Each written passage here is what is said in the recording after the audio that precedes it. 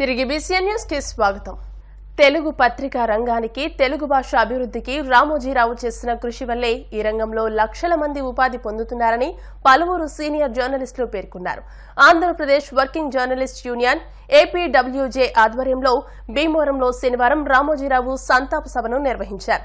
ఆయన మరణానికి నివాళులర్పించారు. ఈ కార్యక్రమానికి అధ్యక్షత వహించిన ఏపీడబ్ల్యూజే జిల్లా అధ్యక్షుడు వి సత్యసాయిబాబా మాట్లాడుతూ జర్నలిజాన్ని ఒక విలువలతో కూడిన విధానంలో ఆయన నడిపించారని, ఎంతో మంది జర్నలిస్టులు ఆయన పత్రిక ద్వారా ఉపాధి పొందారని పేర్కొన్నారు.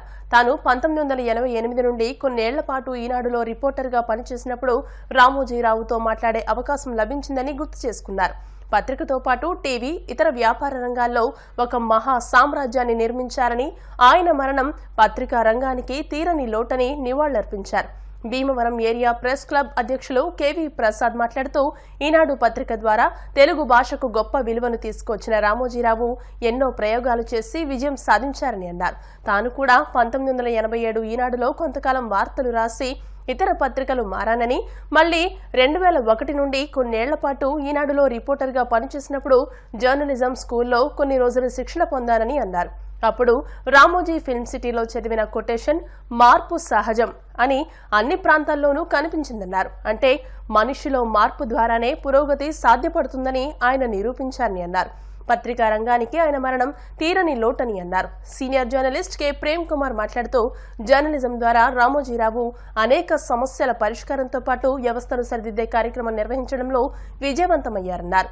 తెలుగు భాషలో తప్పిదాలను బాగా ఎత్తి చూపుతూ పత్రిక ద్వారా తెలుగు అభివృద్ధికి చేసిన కృషిని ఆయన వివరించారు. ఈ కార్యక్రమంలో కార్యదర్శి కమ్మిల హనుమంతరావు, యూనియన్ జిల్లా ఉపాధ్యక్షుడు నూకల సత్యనారాయణ, జిల్లా కార్యవర్గ సభ్యుడు వి నాగేశ్వరలింగమూర్తి, టి అయ్యప్ప స్వామి, నిమ్మల ఆది, అయ్యప్ప, సురేష్, కడలి నాగవెంకట కృష్ణ తదితరులు పాల్గొన్నారు.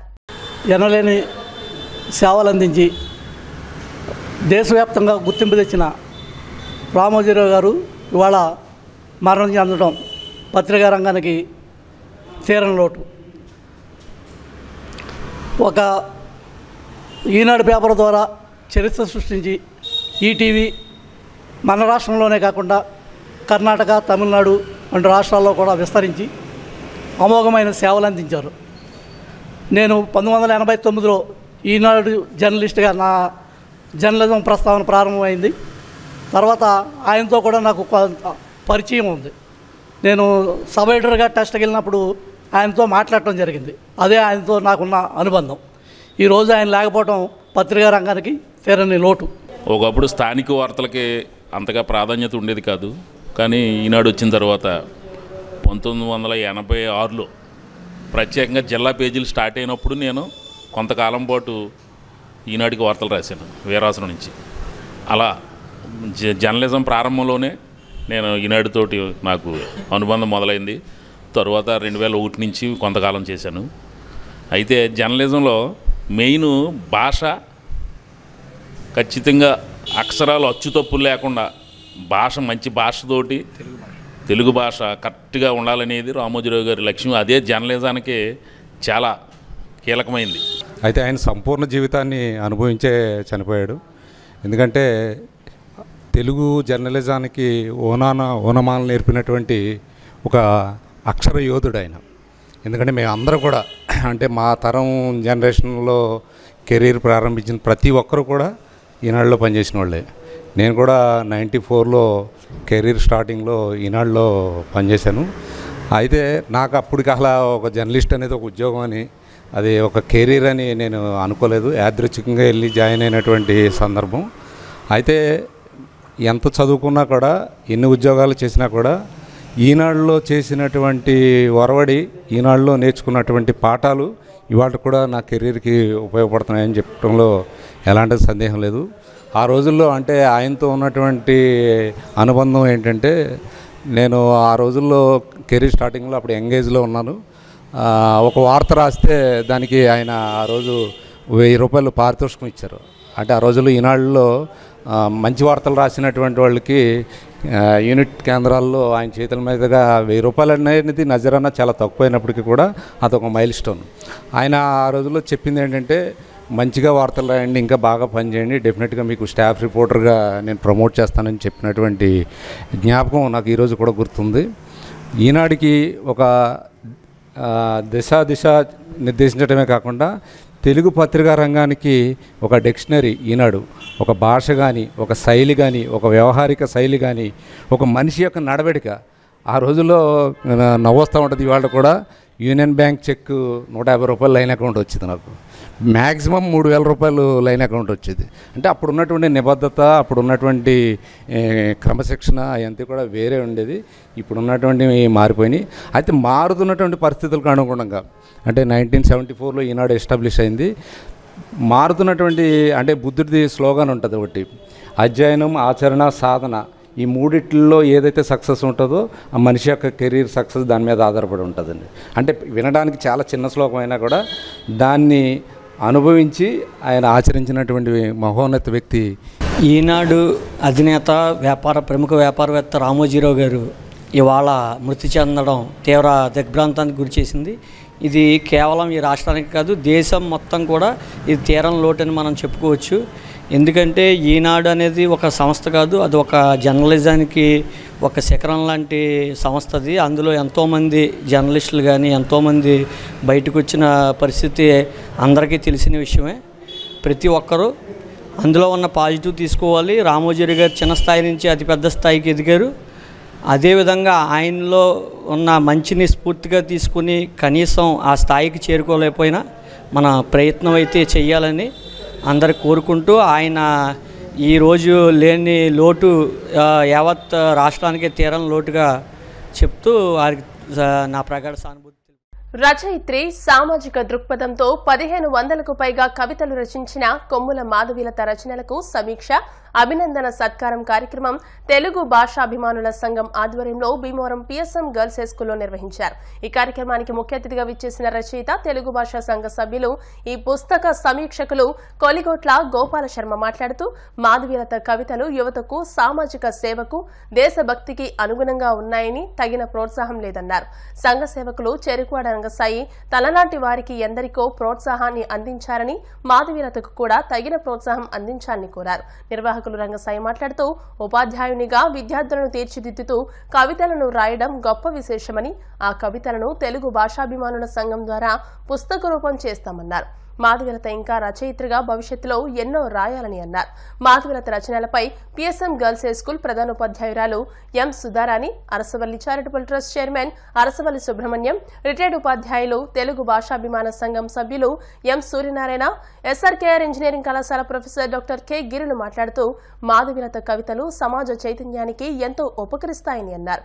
రచయిత్రి మాధవీలత మాట్లాడుతూ, 12 సంవత్సరాలుగా కవితలు రాస్తున్నానని, మొదటిసారిగా సంఘ సేవకులు రంగసాయి స్పందించి సమీక్షా సమావేశం నిర్వహించి సత్కరించడం గర్వకారణమని అన్నారు. ఈ కార్యక్రమంలో నరహరిశెట్టి కృష్ణ, స్కూల్ ఉపాధ్యాయులు పాల్గొన్నారు.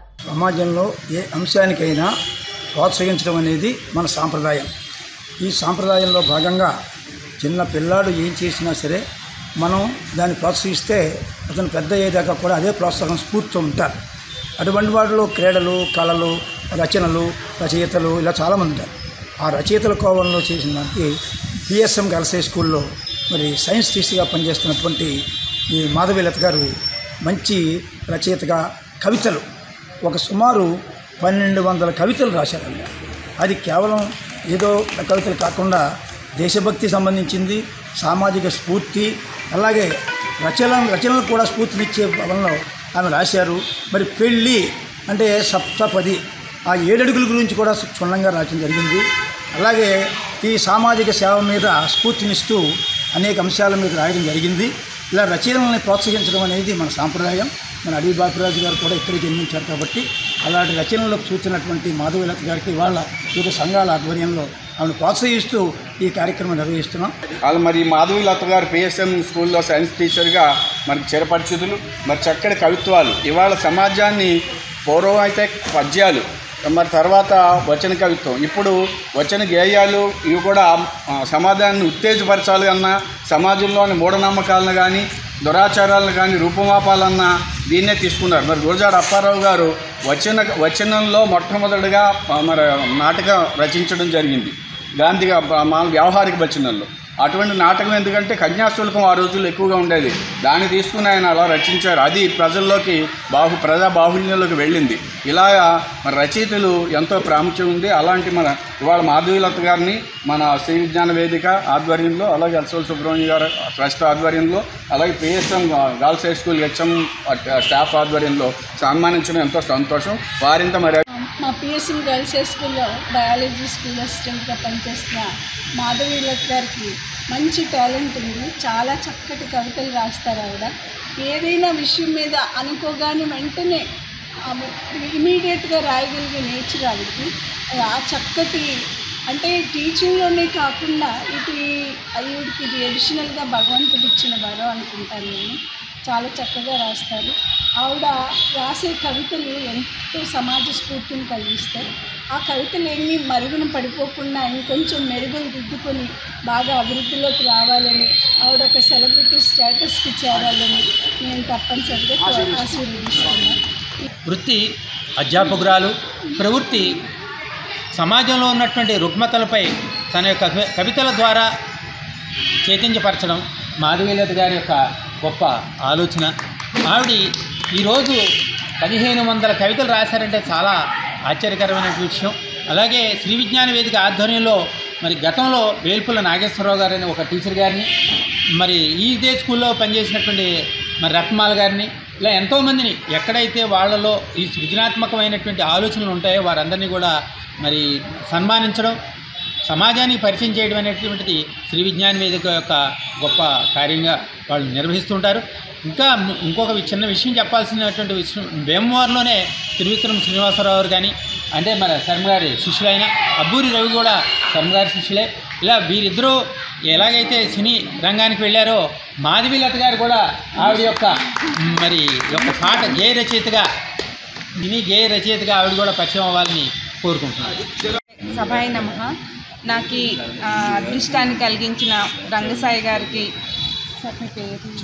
సుబ్రహ్మణ్యం గారికి, శర్మ గారికి, మా హెచ్ఎం గారు శ్రీమతి సుధారాణి గారికి నమస్కారాలు చెబుతూ, నేను ఇది కాలేజ్ డేస్లో రాసేదాన్నండి కవితలు, కాలేజ్ మ్యాగజైన్స్కి విజయవాడ లైలా కాలేజ్లో. తర్వాత జాబ్లో వీటిలో పడిపోయాం. కరోనా నాకు ఒక మంచి అవకాశాన్ని ఇచ్చింది. కరోనా సమయంలో నాలో ఉన్న టాలెంట్ని మెరుగుపరుచుకుంటూ పిల్లల కోసం, ఆడపిల్లల కోసం, చిన్నారుల కోసం, పర్యావరణం కోసం మరియు సామాజిక స్పృహ కలిగేలాగా కవితలు రాయాలని నిర్ణయించుకుని ఆపకుండా ప్రతిరోజు రాసానండి. తెల్లవారుజాము 4:30కి లేచి రాసేదాన్ని, ఇంటి పనులు డిస్టర్బ్ అవ్వకుండా. తర్వాత మా టీచర్ గ్రూప్స్లోకి వెళ్ళగలిగాను. కానీ ఈ రకంగా సమాజానికి పరిచయం అవుతున్నది ఈరోజే. నేను ఇది సినీ రంగంలో కూడా మంచి ఆశయాలు, విలువలతో కలిగిన పాటల్ని రాయాలని కోరుకుంటున్నాను. ఈనాడు గ్రూప్ సంస్థల చైర్మన్ చెరుకూరి రామోజీరావు మృతిపై భీమవరం మార్నింగ్ కాఫీ క్లబ్ సభ్యులు సంతాపం ప్రకటించారు. ఆయన ఆత్మకు శాంతి కలగాలని ప్రార్థించి ఆయన కుటుంబ సభ్యులకు ప్రగాఢ సానుభూతి తెలియజేశారు. Club convener Bonda Rambabu, co convener Oleti Srinivas, PRO Battiprolu శ్రీనివాసరావులు మాట్లాడుతూ రామోజీరావు అంటే క్రమశిక్షణ, సమయ పాలన, నిబద్ధత అని, అడుగుపెట్టిన అన్ని రంగాల్లోనూ సరికొత్త ఒరవడి సృష్టించారని, తెలుగు భాష, సంస్కృతులకు ఆయన చేసిన సేవలు చిరస్మరణీయమని అన్నారు. రామోజీరావు అంటే తెలుగు రాష్ట్రాల్లో తెలియని వారెవరూ ఉండరని, సామాన్యుడిగా జీవితం ప్రారంభించి అంచెలంచెలుగా ఎదిగి ఎంతో మందికి ఆదర్శంగా నిలిచారని, రామోజీరావు మరణ వార్త చాలా విషాదకరమని, ఆయన ఆత్మకు శాంతి కలగాలని అన్నారు. రామోజీరావు కుటుంబ సభ్యులకు మనోధైర్యం కలిగించాలని ఆ దేవుణ్ణి ప్రార్థిస్తున్నామని అన్నారు. కారుమూరి సత్యనారాయణ, చబా బామాకృష్ణమూర్తి, పున్నాని కన్నయ్య, కోట్ల ప్రసాద్, కురిశెట్టి నాని, మానేపల్లి వెంకన్నబాబు, బొండాడ సుబ్బారావు, బొండాడ బంగారాజు తదితరులు ఈ కార్యక్రమంలో పాల్గొన్నారు. ఆంధ్రప్రదేశ్కి దిగ్గజం, భారతదేశంలోనే ప్రముఖుల్లో ఒక ప్రముఖుడు పద్మవిభూషణ్ రామోజీరావు గారు ఇవాళ తెల్లవారుజామున 5 గంటల చిల్లరకి మరణించారని తెలిసింది. వారికి మన మార్నింగ్ కాఫీ క్లబ్ తరఫున ప్రగాఢ సానుభూతిని, సంతాపాన్ని తెలియవస్తున్నాం. ఆయన గురించి తెలియని వారు ఎవరు లేరు, మనం చెప్పక్కర్లేదు. కానీ సంతాప ధర్మంలో చెప్పవలసిన ధర్మం ఉంది కాబట్టి వారి గురించి 4 వాక్యాలు వారి గురించి చెప్తాం. 1936లో నవంబర్ 16ని వారు జన్మించారు కృష్ణా జిల్లాలో. 1961లో రమాదేవి గారిని మ్యారేజ్ చేసుకున్నారు.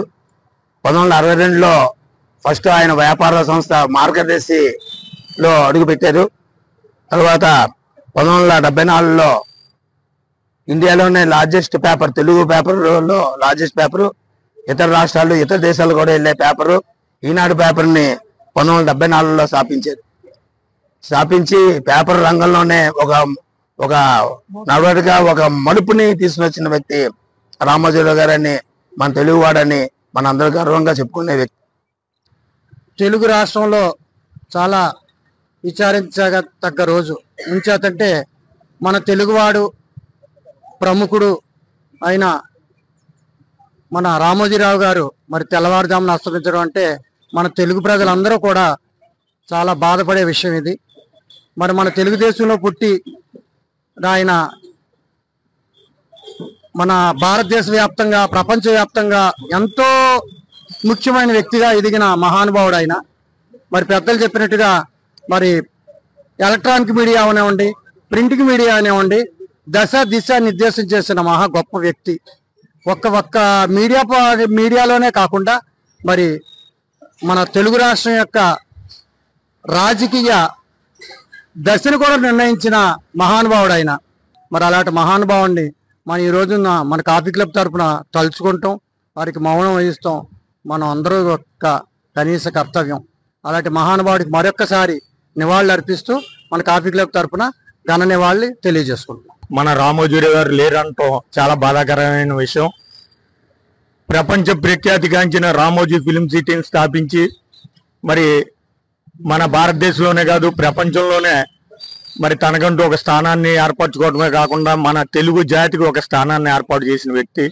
మరి ఈనాడు సంస్థలు, మార్గదర్శి, చిట్ ఫండ్స్ ఇలాగా ఆయన ఏ రంగంలో కాలు పెట్టినా అందులో సక్సెస్గా మరి అత్యంత ఉన్నత స్థాయికి చేరటం ఆయన పట్టుదలకి కార్య దక్షతకి నిదర్శనం. మరి అటువంటి వ్యక్తి ఈ రోజు మనలో లేకపోవడం చాలా బాధాకరమైన విషయం.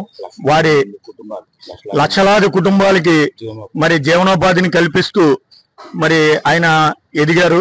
మరి వారి మరణానికి మరొకసారి మార్నింగ్ కాఫీ క్లబ్ తరపున ధన్యవాదాలు అర్పిస్తూ మరి సెలవు తీసుకుంటాం. Thank you. వార్తలు ముగించే ముందు ముఖ్యాంశాలు మరోసారి.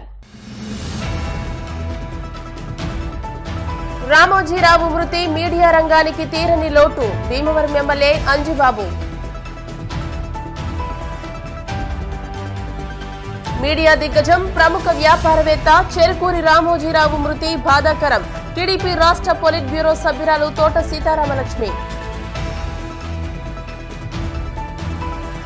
నరేంద్ర మోదీని ఎన్డీఏ కన్వీనర్ గా ఎన్నుకున్న సందర్భంగా Narsapuram parliament BJP convener Pericherla Subhash ఆధ్వర్యంలో భీమవరం పట్టణంలోని పార్లమెంట్ పార్టీ కార్యాలయం వద్ద పార్టీ శ్రేణుల సంబరాలు.